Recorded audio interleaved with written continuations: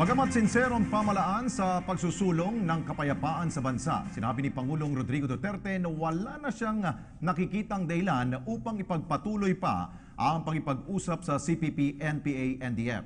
Ayon sa Pangulo, hindi maaring diktahan ang pamalaan kaugnay sa ilang usapin tulad na lamang ng pagpapalaya sa mga political prisoner. Si Roque Ignacio sa detalye. Wala nang nakikitang dahilan si Pangulong Rodrigo Duterte na ipagpatuloy pa ang usapang pangkapayapaan sa CPP-NPA-NDF. I have decided to scrap it entirely. And since they were released on condition that they would participate in the talks in Oslo, and since it has been entirely scrapped, I'll just give them a few days. But if they come to the Philippines, if they come back, they will be rearrested and placed inside the prison. Sa kanyang pagsasalita sa paglulunsad ng Hardin ng Lunas program sa mga sundalong nakatalaga sa Presidential Security Group, sinabi ng Pangulo na hindi na maaaring basta lamang diktahan ng pamahalaan. They're spoiled brat. Akala mo sila yung nasa gobyerno kung mag-make ng demands. Kaya ako, pinatay nila yung during, sabi nila February 10, wala pang February 10, pinagpapatay na nila yung mga sundalo ko pati pulis, ay anak na. Wala na, sige, gira tayo. Then peace is not possible during our generation. I'm sorry. I'm not about to talk to them again. Kasi nirelease ko na lahat eh. Nirelease ko na lahat yung mga leaders nila to enable them to go to Oslo. Oslo provided the good offices for a diplomatic solution. Nirelease ko na yung champion, yung mga ideologues. Maya from 6 nahimo is Isaya yan. Pumunta ng 18, ngayon gusto nila 400. Di mag-surrender na lang ako. Okay, kayo nasa Malacanang yan. Paliwanag pa ng Pangulo na malinaw ang direksyon ng pamahalaan na palalayain na iba pang mga political prisoners kapag napagtibay na ang peace agreement sa pagitan ng pamahalaan at CPP-NPA-NDF. That is only given after a successful talk or talks. Then you grant amnesty.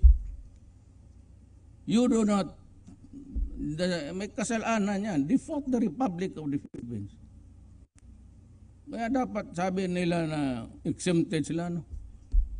Once they arrive here, I have alerted everybody, pati yung immigration, they will be arrested and they should go back to prison. Doon, tanim na lang sila ng gano'n, no? Turuan natin, doktora, kung paano magtanim ng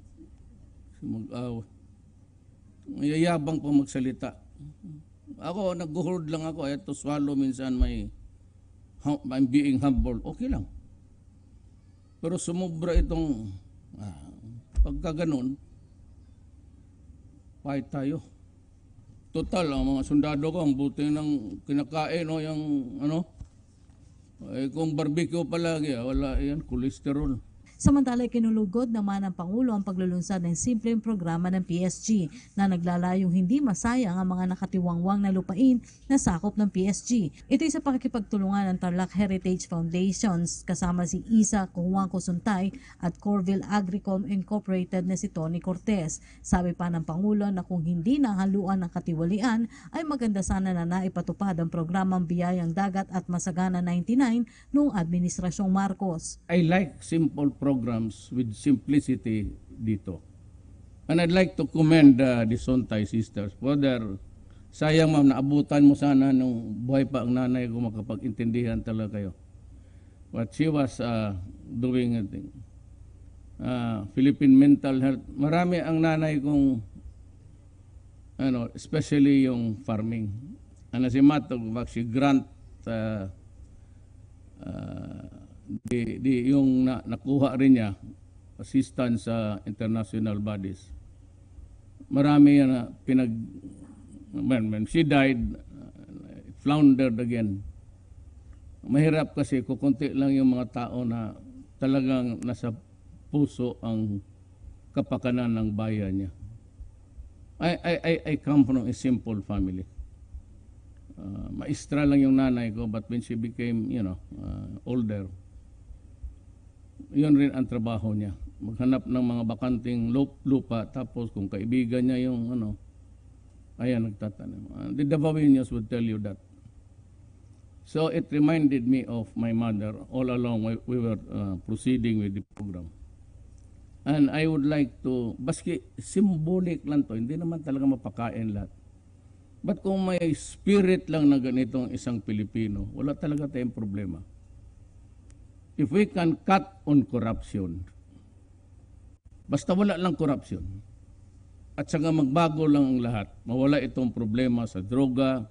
Kasama sa paglulunsad ng proyekto ng Pangulo ang Group Commander ng PSG na si General Rolando Jeselito Bautista. Ayon kay Bautista, tukon ito sa usapin ng food security at nakatakdang maipamahagi sa Hospicio de San Jose at Drug Rehab Center sa Metro Manila at ilang pang membro ng PSG.